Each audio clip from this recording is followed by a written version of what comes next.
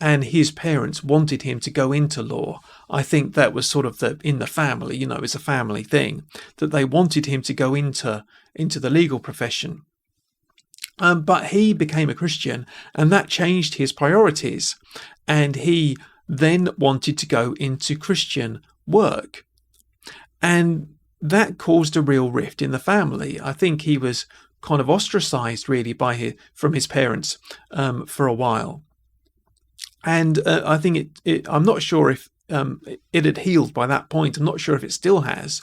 But, this is the kind of thing that does happen, that someone becomes a Christian, that changes their priorities, and that causes a rift in families, that the family want, them to go off in one direction, and God says, no, I want you to go off in the other direction, and that causes a real rift.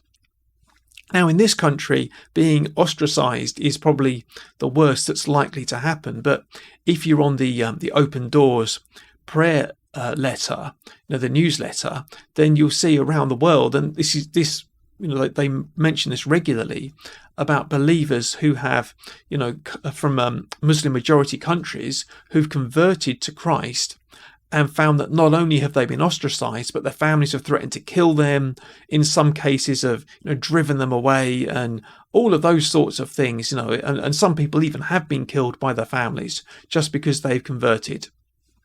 All of that kind of thing goes on. And this is what Jesus can do in families, that it can cause a rift.